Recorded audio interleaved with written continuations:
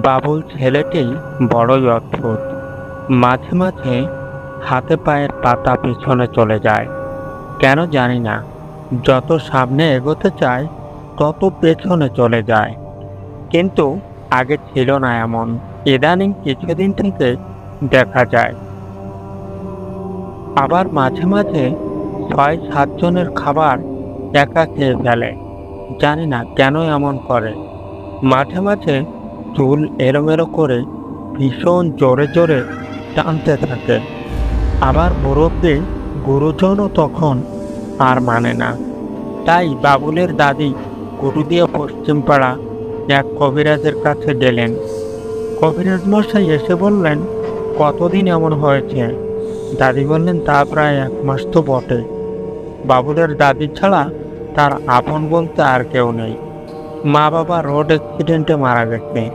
কবিরাজ ভালো করে চোখ জিব্বা দেখলেন, দেখে কি বুঝলেন জানি না। কবিরাজ বললেন, একে তো কোনো আত্মা আছর করেছে। দাদি বললেন, কার আত্মা? কোনো প্রেত আত্মা নাকি? কবিরাজ বললেন, হ্যাঁ। দাদি বললেন, তাহলে একে তাড়াবো কিভাবে? কবিরাজ বললেন, আপনি ৭ নদীর মোহনার পানি জোগাড় করেন, একটি লাল কাপড়, হাড্ডির তৈরি চিরুনি এবং তোমার নাতির মাথার চুল। আমি শনিবার আসব।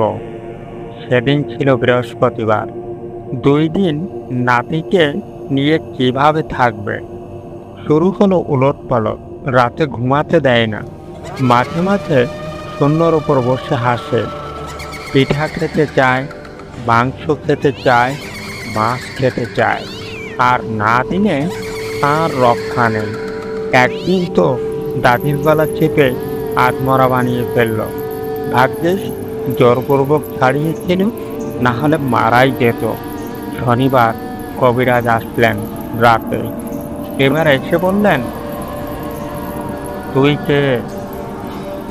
তখন সে খিলখিল করে হেসে বলল, আমাকে দিয়ে তোর কি দরকার?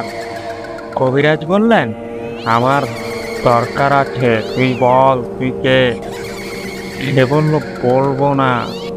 এবার কবিরাজ শস্যগুড়া নাকের নিকট ধরলে চিৎকার দিয়ে উঠল এবং বলল, বলছি বলছি, আমাকে ছেড়ে দে, আমি বলছি। আমি ঝিনুক, ওর বাবার সাথে আমার ভালোবাসার সম্পর্ক ছিল, তাই আমার গর্ভে একটা সন্তান আসে। আমি ওর বাবাকে যখন বলি আমাদের সন্তানের কথা, তখন আমাকে হত্যা করে, ছুরির আঘাত করে।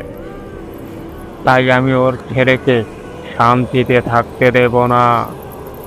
কবিরাজ বললেন, ওর ছেলেকে ছাড়তে হবে।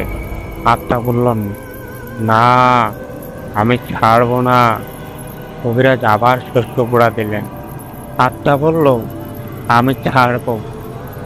আমার দেহ আছে বকুলতলা, বট গাছের নিচে পোতা, উঠিয়ে সৎকার করে দে।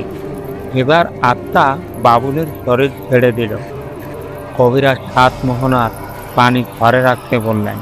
বাবুলের চুল, লাল কাপড় ইত্যাদি দিয়ে মাদুলি বানিয়ে দিলেন। বললেন, মাদুলিটা নদীর পানিতে আধা ঘন্টা ভিজিয়ে গলায় দিবে। পরদিন সকালে বকুলতলার বট গাছের নিচ থেকে লাশ উঠিয়ে দাদি সৎকার করলেন। তারপর আর এমন হয় না।